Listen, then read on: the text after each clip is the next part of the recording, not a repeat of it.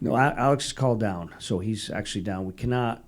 He's only available in an emergency situation, and that's Billy's still in a day-to-day eval. Obviously, he was unavailable for us for almost 2 to 3 weeks with a lower body, and we're kind of still in that evaluating that lower body potential flare up or anything, and we're trying to get him through a process on what he can kind of handle. So I think Alex is just there on emergency, and it'll literally be a day to day. But the two of them cannot be rostered together, and as the day to day goes on, we gotta decide what we're gonna do with Villy on the long term. But for right now, Nedeljkovic is technically reassigned to the minors. Non-rostered, correct. So you don't know yet if Uso will be able to go tomorrow? Well, I'd have to see how he handled today. It's all part of, obviously, him being out 3 weeks. Something, I wouldn't say serious, there's something underlying there. I think we had a plan and process of seeing how he can handle a workload again, and we're in the middle of that workload, which was play last night, practice today, see how he reacts. We'd like to play him 4 to 5 times down the stretch. It's a day-to-day type thing, and evaluating where his lower body issue is. So if he's not available, would you go with Nedeljkovic or? Yes. Yes.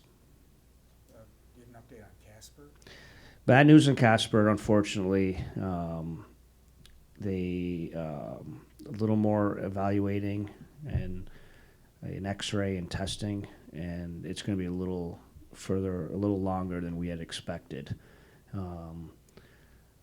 It's very unfortunate. We'd love to got him some games, and the one game he played was extremely valuable, and we won't question his toughness. So the underlying issue he has with the lower body, he played with for 2.5 periods, and he probably won't be available for the rest of the year. So nothing serious or long term. He'll cut in probably a little bit to his off season, but he'll be having a good summer and be ready for day one of camp next year. It's not anything that will require surgery or anything? No, but it's a lower body, and unfortunately a little more significant.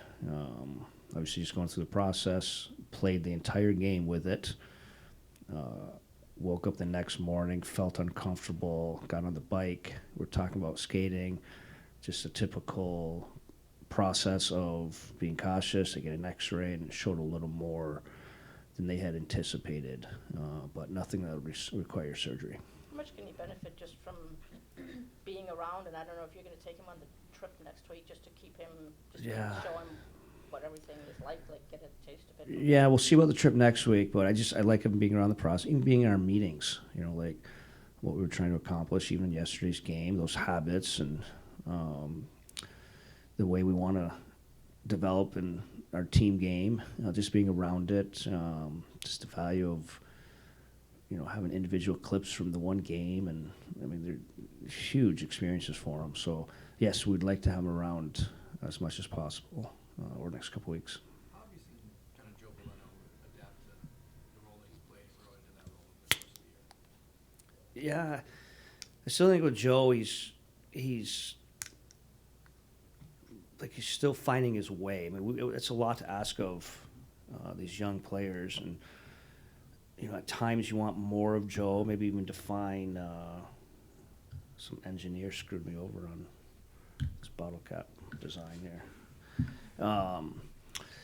You want him to develop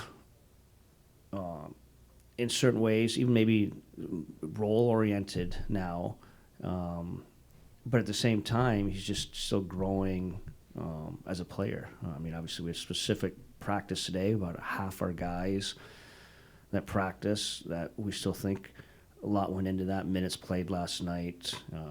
We're going through a little sickness in the room, who was available for today, but some of it is those young guys that are still needing to grow, with some of the guys getting reps out there. So I think he's going to have to start defining what he's going to be, not only in this league, but for us as a team. What would you like to see him at? I would like anyone else, a very responsible player.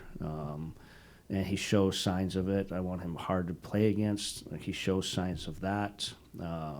I think the offense can come with playing the right way. He shows some signs of that too. But I think it's being consistent. I think with Joe, you've seen, and I think a lot of players have to go through this. They go through the rigors of a full season. And you can see there's some nights he has a huge impact on the game. There's some nights he doesn't. And I think him finding consistency in this league is part of that development. With Bergeron, you're like, I think it was on the Luff goal, he took the puck to the net and got knocked down, that kind of willingness to go to an area that's not. Absolutely. We ask all of our guys. And if you see when our offense is clicking better and we're finding the back of the net, it usually starts with plays like that. And of late, we've had some plays like that. Just a little extra and going to that hard area. And even for some players where it's not maybe natural or instinctive, to get him out of that comfort zone. So that's a good play. We'd like to see more of that from him. You like the growth you've seen from him since I mean, you and Steve have both talked about how you hadn't planned to have him up here all this season, really. Of course, the growth. And I think, even with Max's point, he's got to go through this uncomfortable situation of the rigors of the season. There's nights he flat or tired out there, you can tell. There's nights he's got to fight through that. I think that's all part of the development. He's going through very similar to Joe, going through the grind, if you will, or the rigors of the season. How important is, you're on a 4-1 stretch here, and the opportunity to win some more games before it's over. It's just that winning experience, for guys that haven't experienced it a lot, the younger guys, and even some of the guys who have been here over the last couple of years where it hasn't gone as well. I mean, how beneficial will that be going into I think the season? huge benefit. Winning is important, but I would take it even further. I think some of these habits of a good team game, which have led to our winning of late, are important, and we've done that. I know some fans out there are probably frustrated. We've literally probably jumped up 6 spots on the draft board in the last week. But we're going to play to win because I think it's important. And even you talk about down the stretch and this team battling, we went through that really tough stretch and that tough 5-6 game stretch we had. It felt like it was 3 months long. And you talk about sometimes seasons can drag and run on. We go on this streak of late. We're winning, we're rolling, we're playing the right way. Everyone's getting good reps, and all of a sudden you're like, we only have 5 games left. It's like it's slowed down, which is part of, I think, the experience. We were in a unique situation after the deadline. We did the right thing. No one's going to apologize for it. That's us taking care of the long-term picture. And we had to figure, how we're going to handle the last part of the season. And I'm very proud of the way the guys have handled it. They've played the right way. They've competed hard, and they've been rewarded with some winning of late. His workload, is it as simple as he's the guy who gives you the best chance to win, or is there any amount of, you want to kind of build him up so he knows what it feels like to play 55, however many games? Both. That's a great question because there's some both to that. And then, obviously, with an underlying issue there, we want to get back to a similar routine.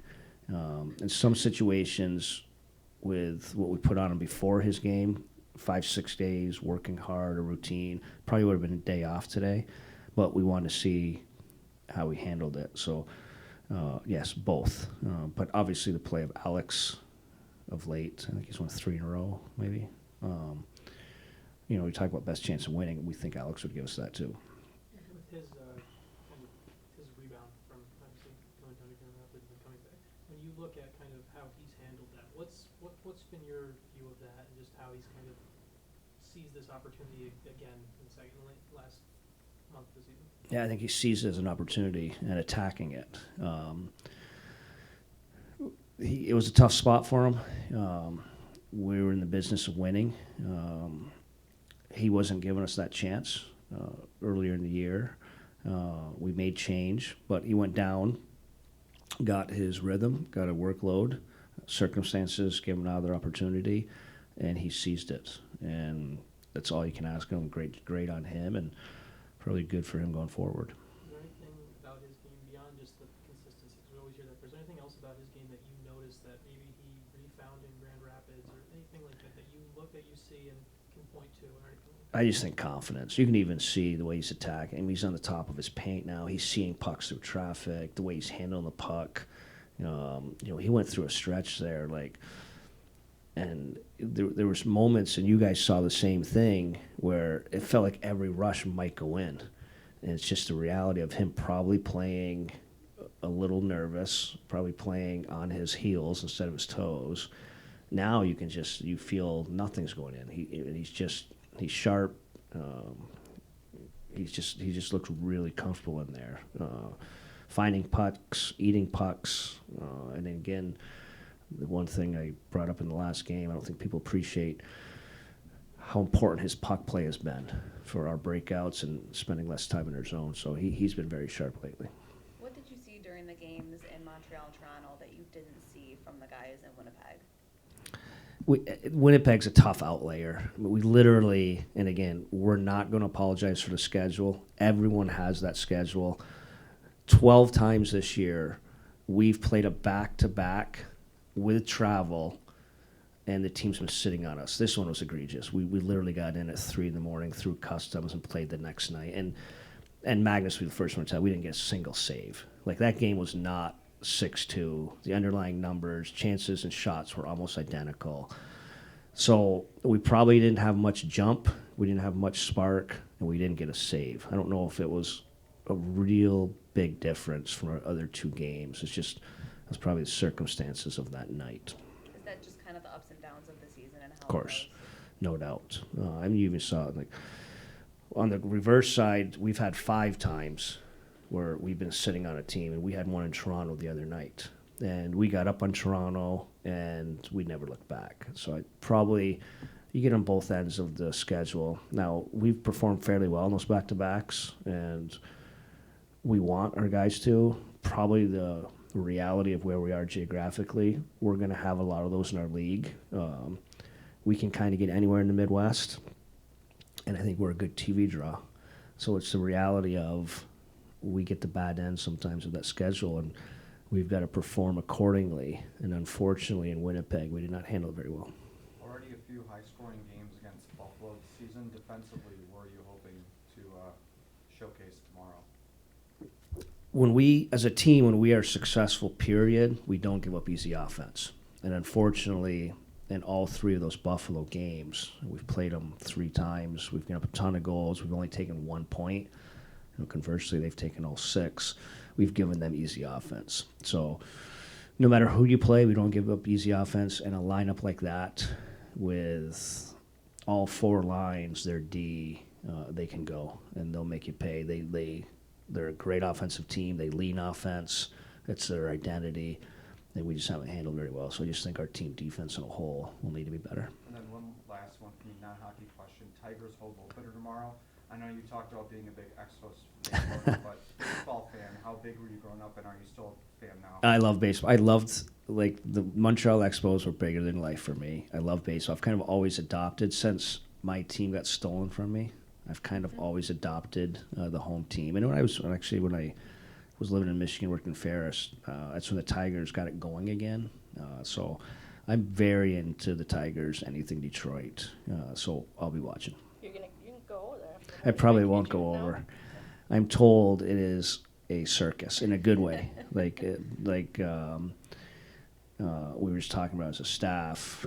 Everybody's opening day is a big deal, but people even say here in Detroit, I'll come in the backside. I'll avoid all that. Get ready for our game. Plus, fans might give you a hard time about winning. What's that? Fans might give you a hard Yes. time Plus, I about might winning. run into our owner and have questioned all these wins lately. So yeah, maybe we'll avoid them. Because good point. What do you think of the new baseball rules that have come in? I like the non-shift. I get the shift. The baseball is becoming so analytic. I get it. I do like the non-shift. I just even watching. The great thing in Toronto is they do Jays in 30 on Sportsnet there. I know it's crazy, but you watch the whole game in 30 minutes, and they alluded. I can't how many times how a year ago that would have been a routine out between the first and second baseman. Now it's a base hit. So I like offense. So I like the non-shift. But only in the sport you're watching, not as Exactly. Thanks, guys.